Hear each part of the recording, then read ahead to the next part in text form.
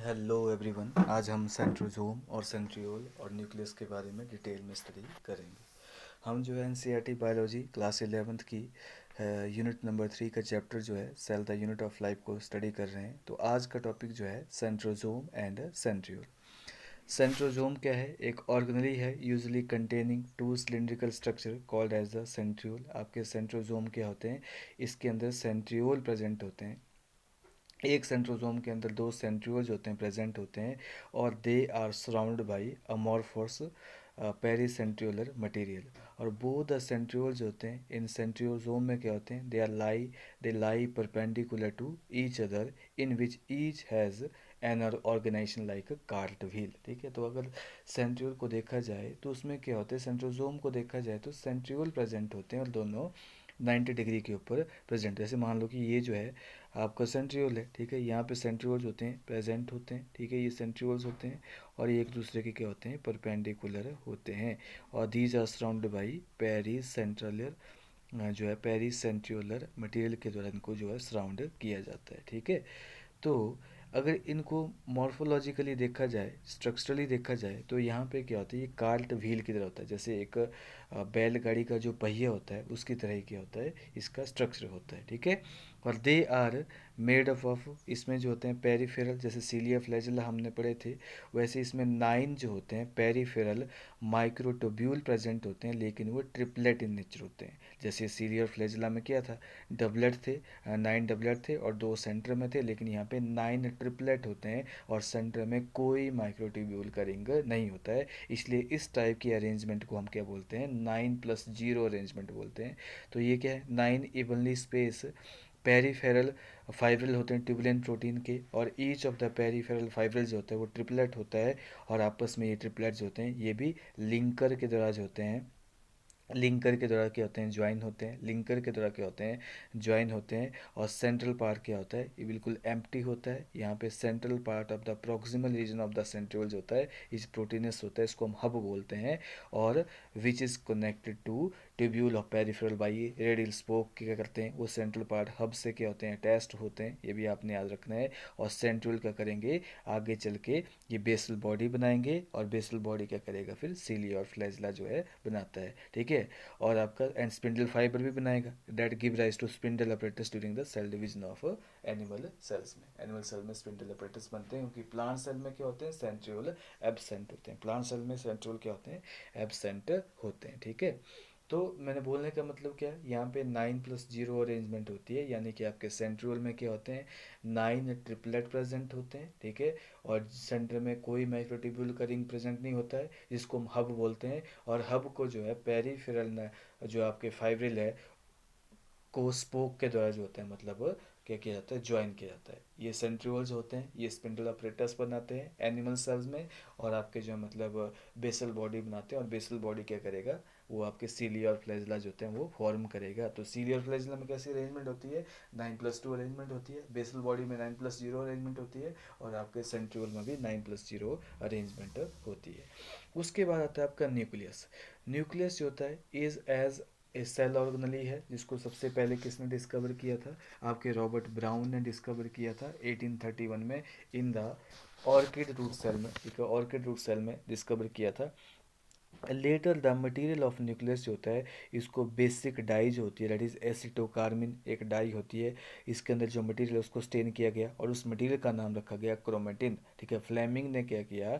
Material of nucleus को क्या किया? स्टेन किया बाय ये basic dye, and was given a name chromatin by Flemming ने मटेरियल को क्या दिया नाम? फ्लेमिंग क्रोमेटिन नाम दिया। ठीक है, it is the largest cell organelle है, ये लार्जेस्ट सेल ऑर्गेनली है, जिसके पास क्या होती है? डबल मेम्ब्रेन होती है। अगर न्यूक्लियस को आप देखोगे तो उसमें क्या होती है? यहाँ पे क्या होती है? डबल मेम्ब्रेन जो होती है प्रेजेंट होती है। ऐसे क्या है? डबल मेम्ब्रेन जो होती है प्रेजेंट होती है। ठीक है, आप ऐसे देख सकते हैं कि न्यूक्लियस में क्या होती है? डबल मेम्ब्रेन जो होती है प्रेजेंट होती है। और बीच बीच में क्या होते हैं?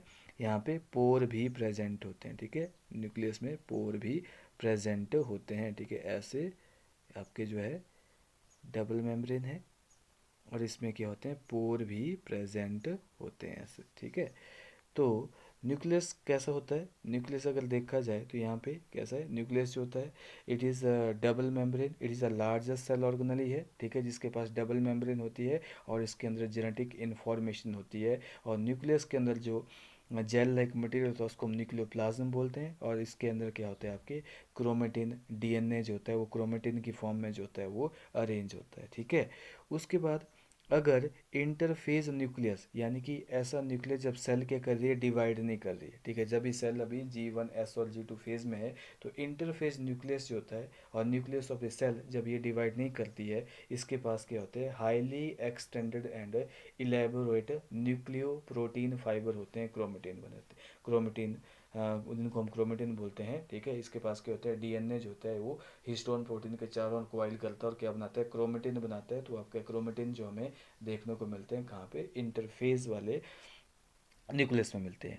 न्यूक्लियर मैट्रिक्स होता है और इसके अंदर क्या होते हैं, न्यूक्लियोलस भी प्रेजेंट होते हैं, एक या एक से ज़्यादा जो होते हैं स्फेरिकल बॉडी न्यूक्लियोलस भी प्रेजेंट होते हैं। इलेक्ट्रॉन माइक्रोस्कोप ने क्या बोला कि दैट द न्यूक्लियर एनवलप जो होती है इसमें क्या होता है, दो पैरेलल मेम्ब्रेन होती है और इनके बीच में क्या होता है, न्यूक्लियर मेम्ब्रेन के बीच में पेरी न्यूक्लियर स्पेस प्रेजेंट होता है। जैसे अगर आप यहाँ देखोगे तो यहाँ पे क्या है, दो मेम्ब्रेन है और ये दो मेम्ब्रेन के बीच में जो स्पेस होगा उसको हम बोलेंगे पेरी न्यूक्लियर स्पेस, ठीक है। दो मेम्ब्रेन के बीच में जो स्पेस होगा उसको हम क्या बोलेंगे, पेरी न्यूक्लियर स्पेस बोलेंगे, ठीक है। और न्यूक्लियर मेम्ब्रेन के बीच में क्या होता है, पोर भी प्रेजेंट होते हैं, ठीक है, पोर भी प्रेजेंट होते हैं, ठीक है। तो यहाँ पे क्या है कि इलेक्ट्रॉन माइक्रोस्कोप ये रिवील करता है कि nuclear envelope consist of two parallel membrane जिनके बीच में स्पेस होता है, that is called as the peri nuclear space, form a barrier between cytoplasm and nucleoplasm, ठीक है। ऑब्वियसली एक बैरियर का काम करती है, ये न्यूक्लियस के सब्सटेंस को जो है साइटोप्लाज्म मिक्स नहीं होने देती है। और आउटर मेम्ब्रेन जो होती है आपको पता होना चाहिए कि एंडोप्लाज्मिक रेटिकुलम के साथ कनेक्ट होती है। मैंने आपको बताया था कि एंडोप्लाज्मिक रेटिकुलम जो होता है वो न्यूक्लियर मेम्ब्रेन और प्लाज्मा मेम्ब्रेन के बीच में रन करता है। तो आउटर मेम्ब्रेन जो होती है usually remain continuous with endoplasmic reticulum and also इसके ऊपर क्या होते हैं, राइबोसोम जो होते हैं प्रेजेंट होते हैं। इसकी आउटर मेम्ब्रेन के ऊपर क्या होते हैं, राइबोसोम जो होते हैं प्रेजेंट होते हैं। At a number of places nuclear envelope के बीच में क्या होते हैं, माइन्यूट पोर प्रेजेंट होते हैं। और ये क्या होते हैं, जो कि दो मेम्ब्रेन की फ्यूजन से बनते हैं। न्यूक्लियर मेम्ब्रेन के बीच में क्या होते हैं, माइन्यूट पोर होते हैं जो कि दोनों मेम्ब्रेन की फ्यूजन से बनते हैं। और दिस न्यूक्लियर पोर्स होते हैं, इसमें क्या होता है, जैसे डीएनए रेप्लिकेट कर रहा है, डीएनए के अंदर ट्रांसक्रिप्शन हो रही है, तो आरएनए या प्रोटीन या डिफरेंट सब्सटेंस जो होते हैं इन पोर से ही क्या करते हैं, न्यूक्लियोप्लाज्म और साइटोप्लाज्म के बीच में एक्सचेंज होते रहते हैं। तो यहाँ पे nuclear pore are the passage, ऐसा रास्ता है through which movement of RNA and protein molecules होता है takes place in both direction between nucleus and cytoplasm. Normally normally क्या होता है, एक सेल में एक न्यूक्लियस होता है, लेकिन वेरिएशन ऑफ न्यूक्लियस जो हमें देखने को मिलती है, वेरिएशन ऑफ न्यूक्लियस देखने को मिलती है। जैसे पैरामीशियम में हमने पढ़ा था कि वहाँ पे दो न्यूक्लियस थे, माइक्रो और मैक्रो न्यूक्लियस था। एंड कुछ ऐसे मल्टी न्यूक्लियर कंडीशन हमने पढ़ी थी फंजाई में, एल्गे में। और इवन हमारे जो स्केलेटल मसल्स होती हैं उनमें भी क्या होती हैं, हमारी बॉडी में जो स्केलेटल मसल्स होती हैं उनमें भी क्या होती हैं, जो आपके जो मतलब क्या बोलते हैं, मल्टी न्यूक्लियर कंडीशंस होती हैं। लेकिन कुछ ऐसे मैच्योर सेल हैं जैसे जिनमें न्यूक्लियस क्या होता है, एब्सेंट होता है, जैसे एरिथ्रोसाइट होता है, ठीक है। मैनी मेमल्स के एरिथ्रोसाइट्स होते हैं, जैसे सीव ट्यूब सेल्स होते हैं वेस्कुलर प्लांट के, वहाँ पे क्या होते हैं, एरिथ्रोसाइट्स होते हैं। और सीव ट्यूब सेल्स के बीच में क्या होता है, न्यूक्लियस एब्सेंट होता है। न्यूक्लियस मैट्रिक्स को हम क्या बोलते हैं, न्यूक्लियोप्लाज्म भी बोलते हैं, जिसके अंदर न्यूक्लियोलस है, ठीक है, और क्रोमेटिन है। और न्यूक्लियोलस क्या होता है, एक स्फेरिकल स्ट्रक्चर होता है जो कि न्यूक्लियोप्लाज्म में जो होता है वो प्रेजेंट होता है। और कंटेंट ऑफ न्यूक्लियस जो होता है it is continuous with the rest of the nucleoplasm. और क्या है, न्यूक्लियोलस भी एक मेम्ब्रेन बॉन्डेड ऑर्गेनली नहीं है, ठीक है, it is not a membrane bonded organelle. ये आरएनए का बना होता है, डीएनए का बना होता है, ठीक है, प्रोटीन का बना होता है। और इसमें क्या बनते हैं, वेरी वेरी इंपॉर्टेंट, आपके न्यूक्लियोलस में क्या होते हैं, आरएनए की सिंथेसिस होती है। तो अगर कोई पूछे कि आरएनए की सिंथेसिस कहाँ होती है, तो न्यूक्लियोलस के अंदर, न्यूक्लियस के अंदर जो न्यूक्लियोलस है उसके अंदर क्या होती है, आरएनए की सिंथेसिस होती है। लार्जर एंड मोर न्यूमरस न्यूक्लियाइज होते हैं, प्रेजेंट होते हैं, जिसमें ऐसे सेल जहाँ पे ज़्यादा एक्टिविटीज़ हो रही है, ज़्यादा प्रोटीन की सिंथेसिस हो रही है, वहाँ पे न्यूक्लियोलस भी ज़्यादा होते हैं, ठीक है। उसके बाद है आपका यहाँ पे क्रोमेटिन कैसी होती है। यू मे रिकॉल दैट कि इंटरफेस न्यूक्लियस के पास क्या होता है, वो न्यूक्लियो प्रोटीन फाइबर होते हैं, क्रोमेटिन होते हैं, ठीक है, क्रोमेटिन होते हैं। लेकिन ये क्रोमेटिन क्या करेंगे, जैसे ही एम फेज में एंटर करेंगे तो ये कंडेंस करके क्रोमोसोम बनाते हैं, but during different stages of cell division cell show structural chromosome in place of nucleus, ठीक है। और क्रोमेटिन के अंदर होता क्या है, डीएनए है, वेरी वेरी इंपॉर्टेंट, डीएनए है, और कुछ बेसिक प्रोटीन होती है जो कि आर्जिनिन और लाइसिन अमाइनो एसिड की बनी होती है, that is called as the histone. तो डीएनए क्या करता है, हिस्टोन प्रोटीन के साथ कंबाइन करके क्या बनाते हैं, क्रोमेटिन बनाते हैं, और कुछ नॉन हिस्टोन प्रोटीन भी और आरएनए भी हमारे क्रोमेटिन में प्रेजेंट होता है। तो क्रोमेटिन में केवल डीएनए ही नहीं होता है, क्रोमेटिन में डीएनए भी होता है, बेसिक प्रोटीन हिस्टोन भी होती है, और साथ में non histone protein and RNA भी क्रोमेटिन में प्रेजेंट होता है। और अगर सिंगल क्रोमोसोम को देखा जाए ह्यूमन में, तो ये 2.2 मीटर्स होता है, लेंथ में होता है, 2.2 मीटर इसकी लेंथ होती है, ठीक है, 2.2 मीटर, ठीक है। और ये कितने नंबर में होते हैं हमारे पास क्रोमोसोम, 46 क्रोमोसोम्स होते हैं हमारे सेल्स में प्रेजेंट होते हैं, 23 पेयर्स होते हैं, 46 क्रोमोसोम हमारे पास प्रेजेंट होते हैं, आप देख सकते हैं क्रोमोसोम, ठीक है। हर एक क्रोमोसोम जो होता है, एवरी क्रोमोसोम जो होता है केवल डिवाइडिंग सेल में एम फेज में ही विजिबल होता है, मेटा फेज के ऊपर मैक्सिमम कंडेंसेशन होती है, तो वहाँ पे आपको क्रोमोसोम जो होते हैं माइक्रोस्कोप के अंडर जो होते हैं काफ़ी ईजिली जो होते हैं विजिबल होते हैं, ठीक है। तो यहाँ पे हर एक क्रोमोसोम में क्या होता है, अगर देखा जाए क्रोमोसोम में क्या होती है, एक प्राइमरी कंस्ट्रिक्शन प्रेजेंट होती है, this is the primary constriction that is called as the centromere. तो ईच क्रोमोसोम, जैसे अगर मैं बनाऊँ, हर एक क्रोमोसोम में क्या होती है, प्राइमरी कंस्ट्रिक्शन होती है, that primary constriction is called as the, इसको हम बोलेंगे सेंट्रोमेयर, क्या बोलेंगे, सेंट्रोमेयर। और सेंट्रोमेयर के साइड में क्या होते हैं, डिस्क लाइक स्ट्रक्चर प्रेजेंट होते हैं, डिस्क लाइक स्ट्रक्चर प्रेजेंट होते हैं, जो क्या करेंगे, जो स्पिंडल की अटैचमेंट में इंपॉर्टेंट रोल प्ले करते हैं। डिस्क लाइक प्रोटीनियस स्ट्रक्चर जो होते हैं that present outside the centromere is called as the kinetochore. और काइनेटोकोर क्या करते हैं, ये स्पिंडल फाइबर की अटैचमेंट प्रोवाइड करते हैं। तो ईच क्रोमोसोम जो होता है विजिबल जो है, मतलब इसके पास एक प्राइमरी कंस्ट्रिक्शंस होती है, ये आप देख सकते हैं यहाँ पे प्राइमरी कंस्ट्रिक्शंस है, ठीक है। और प्राइमरी कंस्ट्रिक्शन को हम क्या बोलते हैं, सेंट्रोमेयर बोलते हैं। और इसके साइड में ग्रीन कलर में जो होते हैं आपके डिस्क लाइक स्ट्रक्चर दे रखे हैं, प्रोटीन स्ट्रक्चर दे रखे हैं, उनको हम क्या बोलते हैं, काइनेटोकोर बोलते हैं, काइनेटोकोर बोलते हैं। और सेंट्रोमेयर क्या कर रहा है, सेंट्रोमेयर जो होते हैं आपके आपके दोनों क्रोमेटिड्स को क्या कर रहा है, दोनों क्रोमेटिड्स को क्या कर रहा है, वो होल्ड कर रहा है सेंट्रोमेयर, ठीक है। सेंट्रोमेयर क्या करेगा, दोनों क्रोमेटिड, ये this is one chromatid, this is second chromatid, ठीक है, दोनों क्रोमेटिड क्या कर रहा है, होल्ड कर रहा है। तो सेंट्रोमेयर होल्ड करता है two chromatid of a chromosome, और based on the position of centromere हम क्रोमोसोम को सेंट्रोमेयर की पोजीशन के ऊपर ही हम क्या करते हैं, क्रोमोसोम को चार भागों में डिवाइड करते हैं, चार भागों में डिवाइड करते हैं। ऐसा क्रोमोसोम जिसमें सेंट्रोमेयर कहाँ है, बिल्कुल टर्मिनल पोजीशन में, देख सकते हैं यहाँ पर सेंट्रोमेयर जो होता है टर्मिनल होता है in the area of telomere में, ठीक है, उसको बोलते हैं टीलोसेंट्रिक बोलते हैं। टीलोमेयर क्या होता है, ये एंड जो एंड पार्ट होते हैं, जो ये पार्ट जो है एंड एंड पार्ट जो होते हैं हमारे क्रोमोसेंट क्रोमेटिड के, उनको बोलते हैं टीलोमेयर। तो जब सेंट्रोमेयर टीलोमेयर के नज़दीक होता है उसको हम क्या बोलेंगे, उस टाइप के क्रोमोसोम को हम बोल देंगे टीलोसेंट्रिक, यानी कि सेंट्रोमेयर कहाँ है, टीलोमेयर के नज़दीक है, इसको बोलेंगे टीलोसेंट्रिक बोलेंगे। एक्रोसेंट्रिक होता है, एक्रोसेंट्रिक जैसे आपका दे रखा है यहाँ पे, एक्रोसेंट्रिक में क्या होता है, centromere is situated inner to telomere, यानी कि टीलोमेयर के पास तो है लेकिन थोड़ा सा नज़दीक और अंदर की तरफ है, उसको बोलेंगे हम acrocentric. This is telocentric, this is acrocentric. और सब मेटासेंट्रिक क्या होते हैं कि सेंट्रोमेयर जो होते हैं स्लाइटली सेंटर से दूर हैं, मिडल से काफ़ी थोड़े से दूर है, ठीक है, उसको बोलेंगे सब मेटासेंट्रिक, यानी कि मिडल से थोड़ा सा दूर है, उसको हम बोलेंगे सब मेटासेंट्रिक। और मेटासेंट्रिक क्या होते हैं, जब आपके सेंट्रोमेयर बिल्कुल सेंटर ऑफ क्रोमेटिड में प्रेजेंट होते हैं, centromere present in the middle of chromosome is called as a metacentric chromosome, ठीक है। तो मेटासेंट्रिक, सब मेटासेंट्रिक, एक्रोसेंट्रिक और टीलोसेंट्रिक, ठीक है, ये तो आपके मेटाफेज के ऊपर अपीयर होते हैं, ये मेटाफेज के ऊपर अपीयर होते हैं, ठीक है। अगर हम इन्हीं को हम एन टीलोफेज पे देखें, सॉरी एनाफेज के ऊपर देखें, तो यहाँ पे क्या होगा, ये जो होते हैं जैसे मेटा, जो आपका मेटासेंट्रिक होगा वो बी शेप दिखेगा, ठीक है। आपका जो मतलब सब मेटासेंट्रिक जो होता है वो एल शेप दिखेगा, एक्रोसेंट्रिक जो होता है वो जे शेप दिखेगा, और जो आपका टेलोसेंट्रिक है वो आई शेप दिखेगा, ठीक है, आई शेप होगा। तो ये हमारी एनाफेज के ऊपर देखते हैं, ठीक है, एनाफेज के ऊपर देखते हैं, ठीक है। और मेटाफेज के ऊपर मेटासेंट्रिक, सब मेटासेंट्रिक, एक्रोसेंट्रिक और टेलोसेंट्रिक। तो देख सकते हैं आप कि based on the position of centromere आपके जो मतलब क्रोमोसोम जो है 4 टाइप के होते हैं।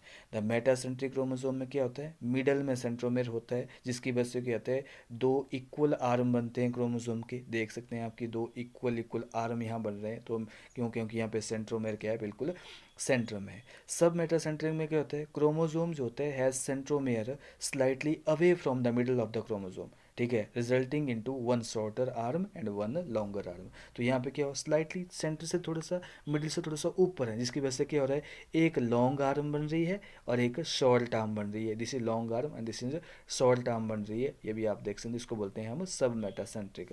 और इन केस ऑफ एक्रोसेंट्रिक, क्रोमोसोम जो होगा बिल्कुल जो है आपके जो है टर्मिनल एंड के नज़दीक होगा, लेकिन टर्मिनल साइड पे नहीं होता है, उसको हम, इसमें क्या होता है कि एक आर्म जो है बहुत ही लंबी बन जाती है और एक आर्म बहुत ही छोटी बन जाती है, इसको हम बोलते हैं एक्रोसेंट्रिक। तो in case of acrocentric, chromosome जो होते हैं, the centromere is situated close to its end forming one extremely short and one very long arm, whereas the telocentric में क्या होगा, यहाँ पे टर्मिनल सेंट्रोमेयर होता है, टर्मिनल पोजिशन पे क्या होता है, सेंट्रोमेयर जो होता है प्रेजेंट होता है।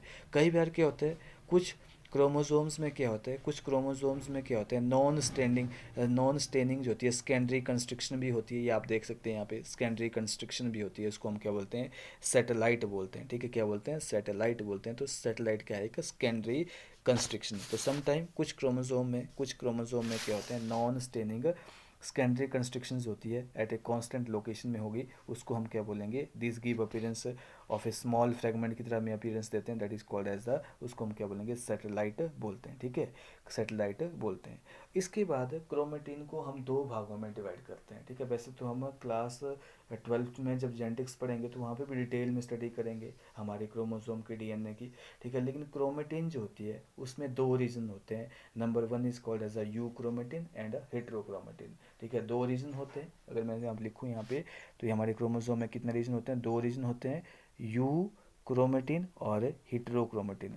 जो हेट्रोक्रोमेटिन होती है ना बेटा, वो हेट्रोक्रोमेटिन क्या होती है, वो डार्कली स्टेन होती है, ठीक है, डार्कली स्टेन होती है और कंडेंस होती है, ठीक है। और ये क्या होती है, ट्रांसक्रिप्शनली जो होती है ये इनएक्टिव होती है। तो आपकी जो हेट्रोक्रोमेटिन है वो क्या होती है, हेट्रोक्रोमेटिन जो होती है जेनेटिकली इनएक्टिव होती है, रेप्लिकेशन इसमें होगी लेकिन ट्रांसक्रिप्शनली क्या होगी, ये इनएक्टिव होगी। हेट्रोक्रोमेटिन जो होती है वो ट्रांसक्रिप्शनली क्या होगी, इनएक्टिव होगी, डार्कली स्टेन होंगी और हाईली कंडेंस रीजन होते हैं क्रोमोसोम के। और यहाँ पे डीएनए जो होता है वो काफ़ी हाईली पैक्ड होता है, जैसे प्राइमरी कंस्ट्रक्शन वाला रीजन है, सेकेंडरी कंस्ट्रक्शन वाला रीजन है, सारे क्या हैं, ये हेट्रोक्रोमेटिन के एग्जाम्पल हैं। और यूक्रोमेटिन क्या होती है, ये जेनेटिकली एक्टिव होती है, ट्रांसक्रिप्शनली एक्टिव होती है, ठीक है, लाइटली स्टेन होती है और लूजली पैक्ड होती है, और ट्रांसक्रिप्शन जो होती है इनमें होती है, that is called as the euchromatin, इसको हम बोलते हैं। तो यू क्रोमेटिन क्या होती है, ट्रांसक्रिप्शनली एक्टिव क्या होती है हमारे पास, क्रोमेटिन होती है। और हीट्रोक्रोमेटिन होती है ट्रांसक्रिप्शनली इनएक्टिव होती है। दोनों में रेप्लिकेशन होगी, दोनों में रेप्लिकेशन होगी, याद रखना, हीट्रोक्रोमेटिन हो चाहे यूक्रोमेटिन हो, दोनों में क्या होती है, रेप्लिकेशन होती है, ठीक है। तो this is all about your nucleus and last topic of this chapter that is called as a micro bodies. Many membrane minute bodies होती हैं, माइक्रो बॉडीज होती हैं, वेसिकल्स होते हैं, पाए जाते हैं हमारे, जिनके अंदर बहुत सारे एंजाइम होते हैं, ये प्लांट में भी होते हैं और एनिमल्स में भी पाए जाते हैं, जैसे स्पिरोजोम, पेरोक्सिसोम वगैरह से माइक्रो बॉडीज पाई जाती हैं, ठीक है। इनमें डिफरेंट एंजाइम होते हैं, ठीक है, कैटालेज एंजाइम वगैरह, पेरोक्सीडेज एंजाइम जो होते हैं ये प्रेजेंट होते हैं, ठीक है। तो ये माइक्रो बॉडीज़ भी हमारे प्लांट और एनिमल सेल्स में पाई जाती हैं। तो this is all about your cell, the basic unit of the life. और इसके बाद हम बायोमोलिक्यूल के चैप्टर को स्टडी करेंगे। ओके।